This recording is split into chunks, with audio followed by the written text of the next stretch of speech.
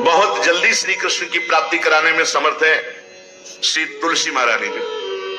प्रिया जी का बताया हुआ उपाय श्री वृंदा सखी, ये वृंदावन की अधिष्ठात्री देवी हैं। ये वृंदावन की पूरी व्यवस्था को देखती हैं। प्यारे जो कि नित्य केली की व्यवस्था करती हैं और इनकी कृपा के बिना कोई वृंदावन में प्रवेश नहीं कर सकता। ये हमारी प्यारी जो की प्रिय सखी वृंदा सखी श्री तुलसी महारानी जी।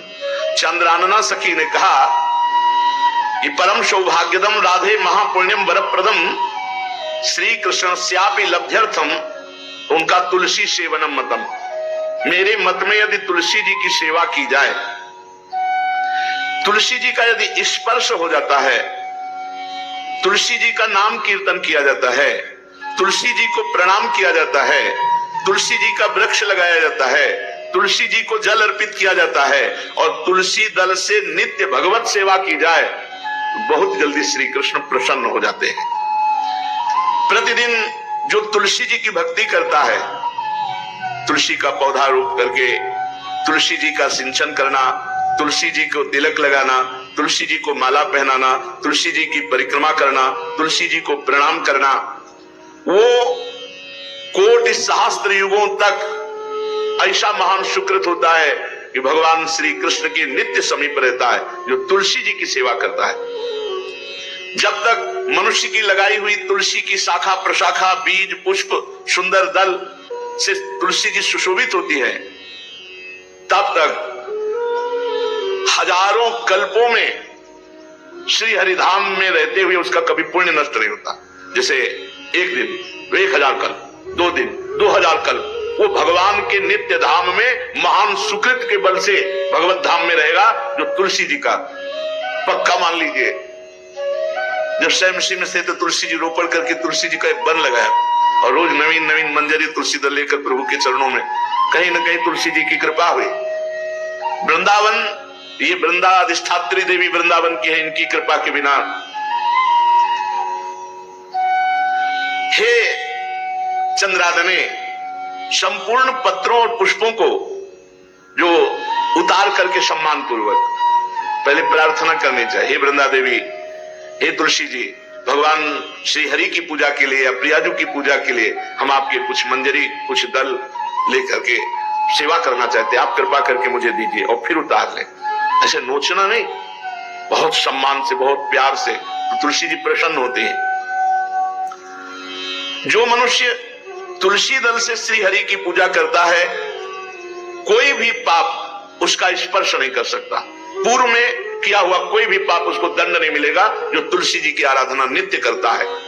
अब इतना जल भी ना चढ़ा दे, माल पुण्य हो जाए और तुलसी जी अंतर ध्यान अनुकूल जल, जैसे मान लो गमले पे है तो इतना बड़ा तांबे का रोज उससे चढ़ा, हम भर के लोटा चढ़ा दोगे 2-4 दिन में अंतर ध्यान हो जाएंगे तुलसी जी। बहुत विवेक से जरूरत है, मतलब भारी पुण्य होगा। अब इतना बड़ा लोटा रोज जल चढ़ाओगे तो 2-4 दिन में पीली होकर अंतर ध्यान हो जाएंगे। इतना जल, अनुकूल जल चाहिए। एक तांबे का छोटा सा लिया, ऐसे रोज डालो, उसमें कोई फर्क नहीं, और गमला उठाकर धूप में विराजमान करो। सेवा का मतलब क्या है? जो तुलसी जी को जल अर्पित करके तुलसी जी की सेवा करता है, हरि चिंतन करता, कभी कोई पाप उसका स्पर्श नहीं कर सकता। 100 भार सोना, 400 भार चांदी का जो दान करने का फल होता है, वो एक तुलसी दल उतार जो अपने द्वारा लगाई हुई तुलसी दल, वो हरि के चरणों में अर्पित करो। ये 100 भार सोना और चांदी बराबरी नहीं हो सकती। कितना महत्व है। जो रोज तुलसी दल चयन कर, द्वादशी को ना चयन करे, द्वादशी को मतलब बहुत बड़ा अपराध लगता है तुलसी दल का, इस मतलब तुलसी के वृक्ष का भी स्पर्श न करे। प्रणाम नमस्कार दूर से, एक भी दल नहीं टूटना चाहिए। द्वादशी को ऐसा हमने महापुरुषों से सुना है कि मंजरी और पत्र उतारना ये ठीक नहीं, बिल्कुल नहीं ठीक है। ब्रह्म हत्या का फल लगता है, अगर जो पाप लगता है अगर कोई द्वादशी को तुलसी चयन, बहुत सावधानी से। जिसके घर में तुलसी का बगीचा होता है, कई पौधे होते हैं, उसको कहीं तीर्थ जाने की जरूरत नहीं, उसका घर तीर्थ है जिसके घर में तुलसी के पौधे हैं। और यमराज कभी उस घर में किसी भी मरने वाले को लेने नहीं आएंगे। जिसके घर में तुलसी, लगा लो भैया तुलसी लगा लो घर में, काहे कोई यमराज को आने दोगे? सबके घर में तुलसी। कितना सुंदर पहले था। घर में आंगन होते थे, आंगन में एक बहुत बड़ा, और फिर उसमें तुलसी जी, और फिर उसमें 2-4 नर्मदेश्वर और शालिग्राम ऐसे, और फिर घर का हर व्यक्ति जल चढ़ाना, प्रणाम करना, नमस्कार करना, चार पर कितनी पवित्र पद्धतियां हमारी थी। जब रसोई बने पहली गाय के लिए, फिर कुछ पक्षियों के लिए, फिर कोई संत महात्मा, कोई भिक्षु, ऐसा कितना पवित्र व्यवहार।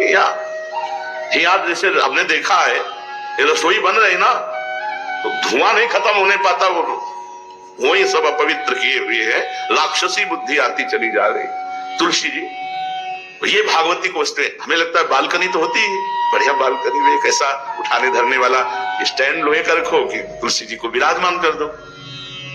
जिसके घर में तुलसी जी विराजमान होती है उसके घर में यमराज कभी नहीं जाते।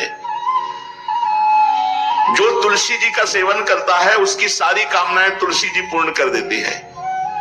तुलसी जी को लगाना, तुलसी जी का पालन करना, तुलसी जी को सिंचन करना, तुलसी जी का दर्शन करना, तुलसी जी का स्पर्श करना, मनुष्य के द्वारा जो मन, वाणी और शरीर से पाप हो गए सबको तुलसी महारानी क्षमा कर देती है, दग्ध कर देती है। पुष्कर आदि तीर्थ, गंगा आदि परम पावन नदियां, ये सब जो स्नान आदि, अवगाहन आदि करने का फल देते हैं, वो केवल तुलसी जी घर में विराजमान है उसको फल मिल जाएगा। कितने बढ़िया।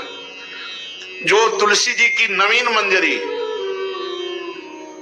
प्रभु के चरणों में अर्पित करके प्रणाम करता है, वो चाहे कितना भी अपराध किए हो, वो कभी यमपुरी को नहीं देखेगा, कभी यमराज के पास नहीं जाएगा। जो मनुष्य तुलसी काष्ठ का घिसा हुआ चंदन लगाता है, उसके सारे संचित भस्म हो जाते हैं, और क्रियमाण जो वर्तमान, वो कभी उसको बांध नहीं सकते। तुलसी जी का काष्ठ का घिसा हुआ चंदन।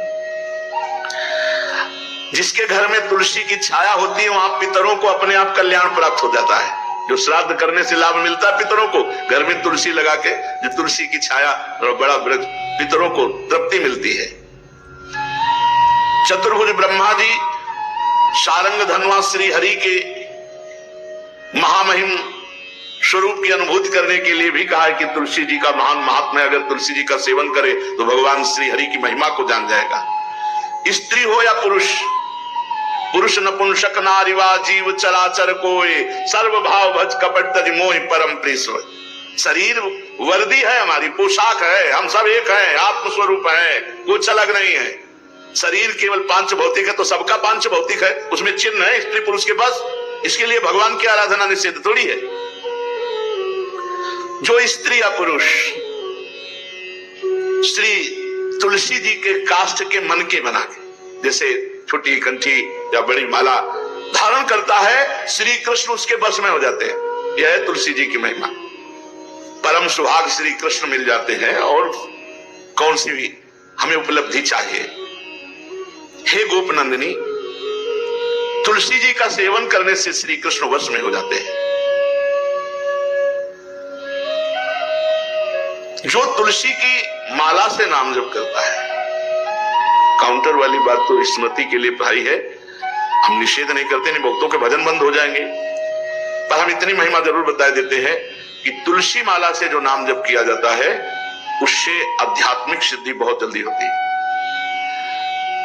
गुरुदेव भगवान कहते जो अंगुलियों से रगड़ होती मनका से, उसमें आध्यात्मिक ऊर्जा शक्ति तुलसी माला से, प्लास्टिक पर भाई करो, निषेध नहीं करने बंद हो जाएगा, वो भी राधा राधा कहना, वो हमें बंद नहीं करना। हम कह रहे हैं तुम जैसे बने वैसे करो, लेकिन माला का बहुत बड़ा प्रभाव है। तुलसी परम पवित्र भगवान श्री हरि की प्रिया, और उनके काष्ठ को जब हम ऐसे नाम के साथ, तो विशेष ऊर्जा शक्ति, आध्यात्मिक शक्ति हमें जागृत होती है। हो सके जिनको ऐसा बन सके तो छोटी एक वो आती है सुमिरनी, उसको रख लो, अपनी जेब में रख लो, उससे करो। और नहीं है तो भैया तुम इसी से करो, नाम जप करो, भाव को भाव न कालसो, नाम जपत मंगल दिस दसो। सुंदर सुंदर तुलसी जी के वृक्षों के समीप बैठ करके जो अनुष्ठान किया जाए वो बहुत लाभदायक। श्रीमद् भागवत का, गोपाल सहस्त्र नाम का कोई भी पाठ तुलसी जी के समीप विराजमान करके किया जाए, आचार्य को बुला करके तुलसी पूजन करना चाहिए, विविध प्रकार के अनुष्ठान, अरे तभी तो सब मंगल होता है।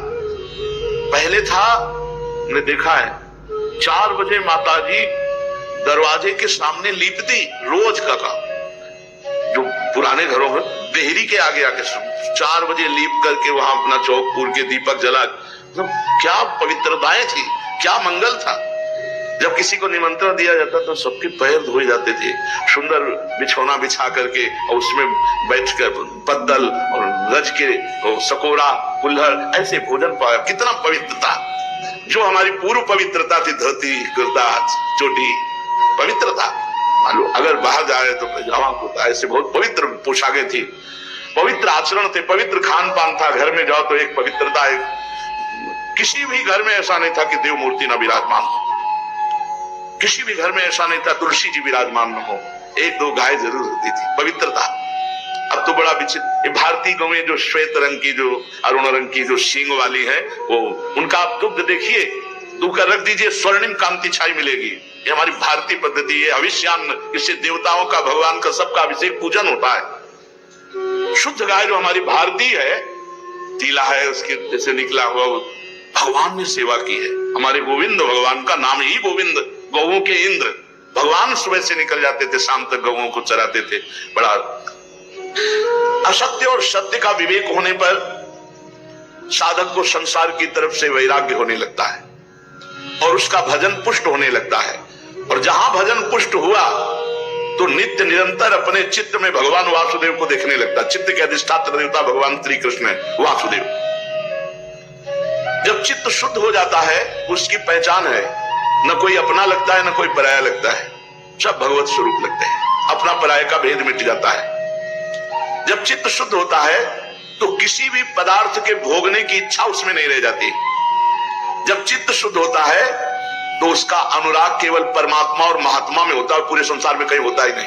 ये चित्त शुद्धि का लक्षण है। चित्त शुद्धि का उपाय विवेक और निरंतर नाम जप। चित्त शुद्धि का लक्षण राग द्वेष का अभाव, ना कोई अपना ना कोई पराया, और किसी भी विषय भोगने की इच्छा ही नहीं, आसक्ति तो सिर्फ परमात्मा में या महात्मा में। ये राग द्वेष किसे कहते हैं महाराज? जिस मनुष्य के, जिस पदार्थ के, जिस स्थान की ऐसी आसक्ति हो जाए कि इसके बिना जिया नहीं जा रहा, उसे राग कहते हैं। जैसे मां में राग, पिता में राग, पत्नी में राग, पुत्र में राग, धन में राग, मकान में राग, शरीर में राग, बहुत समझना चाहिए हमारा राग हो गया, जिसका बार बार स्मरण आए और बार बार खिंचाव हो हृदय से। जो हमारे ध्यान पथ में प्रभु के सिवा और आ रहा है, वो सब राग का ही किया कराया खेल है। द्वेष, इसमें मूल राग है। जिससे राग होता है उसी से द्वेष होता है। राग नहीं होगा तो द्वेष होगा ही नहीं। जब वो हमारे प्रतिकूल चलने लगता है तो द्वेष हो जाता है। प्रतिकूल पदार्थ, प्रतिकूल वस्तु, प्रतिकूल व्यक्ति, तो हमारा द्वेष हो जाता है। यही राग द्वेष जीव के जन्म मरण की श्रृंखला है और इसका मूल कारण देहाभिमान, अहंकार है। महाराज, साधक को समय किस प्रकार बिताना चाहिए? सबके लिए एक जैसा उपदेश नहीं होगा। पूज्य बाबा बोल रहे हैं, जो गुरु के पास रहते हैं उनको सब समय गुरु की सेवा में लगाकर भगवत स्मृति युक्त जीवन व्यतीत करना चाहिए, और जिनको गुरु का सानिध्य नहीं मिला उनको भजन में अधिक समय लगाना चाहिए। यदि गुरुदेव सेवा के लिए आदेश करें वही सबसे बड़ा भजन है। यदि वो कह रहे हैं कि बैठकर भजन करो तो अधिक समय भजन में लगाना चाहिए। अगर गुरुदेव सेवा तो फिर सेवा ही भजन है। जो गृहस्थ हैं उनको अपनी गृहस्थी के कार्य को गुरु सेवा, भगवत सेवा मानकर करना चाहिए। यदि गुरु जी कुछ स्वीकार करते हैं तो ठीक है, नहीं सर्वस्व गुरु का है, ऐसी भावना करनी चाहिए। विरक्त उपासक को गुरु की अधीनता स्वीकार करनी चाहिए। गुरु की अधीनता से अपने आप सारे पाप, द्वेष, दोष, राग सब नष्ट हो जाता है। सबको ये तो ध्यान रखना है कि भगवती जो हमारी परम करुणामयी स्मृति स्वरूपा है वो हमारे दिमाग में छाई रहे। महान तेजोमयी निकुंज देवी श्री स्वामिनी महामहिमा मई महारानी लाडली, भगवती स्मृति ऐसी कृपा करें कि ये हमारी स्मृति में ही बस जाए, कभी स्मृति से दूर ना हो, चाहे हम सेवा परायण हो या एकांत बैठे हो। महाराज, भगवान तो हमें दिखते नहीं, तो उनसे प्यार कैसे हो, उनकी शरण कैसे हो? भगवान तुम्हें दिखते नहीं, बड़े आश्चर्य की बात है। ये सब भगवान ही तो है। पूज्य बाबा अब उनकी ब्रह्ममयी दृष्टि है। चलो भगवान नहीं दिखते तो भगवान का नाम, भगवान की महिमा, भगवान के भक्त ये तो दिख रहे हैं, आप इनकी बात मानो, नाम जप करो, भगवान की लीला गुण गाओ, जैसे आदेश होता है वैसे सिद्धांत से चलो, भगवान दिखाई देने लगेंगे। जब तुम्हारे हृदय में शांति, आनंद, किसी के प्रति कोई भी द्वेष नहीं, तो जान लो अब भगवान प्रकाशित होने वाले हैं हृदय में। आनंद भगवान का स्वरूप है, शांति भगवान का, शांताकारम, जो आनंद सिंधु सुख राशि। जो भगवान को देखा नहीं और भगवान की शरण होकर नाम जप करते हैं, भगवान बहुत रीझ जाते हैं उनसे, वो तो देख ही रहे ना। महाराज जी आप बार बार भजन की बात करते हैं, भजन में तो नींद आ जाती है, फिर क्या करें, माला छूट जाती है भजन में। ऐसे बैठे रहो, प्रपंच सोचते रहो, नींद नहीं आएगी। 3 घंटा फिल्म देखते रहो, नींद नहीं आएगी। पता नहीं कैसा तमोगुण का प्रभाव है। बाबा कहते हैं कि जब नाम जप करने में नींद आने लगे तो जोर जोर से कीर्तन करने लगो। ये एकांत में करना चाहिए, सामूहिक जहां वास हो वहां नहीं करना चाहिए।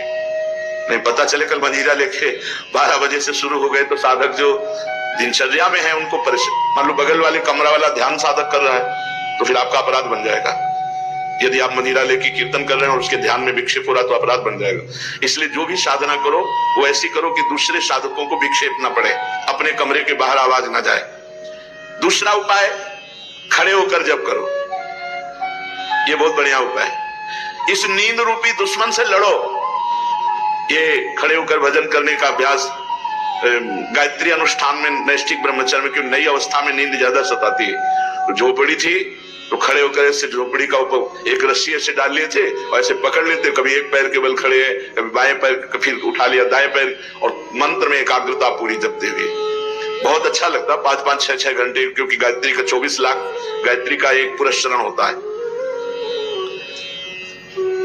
भक्त को चाहिए किसी भी स्थिति में भजन के समय में नींद ना आने पावे।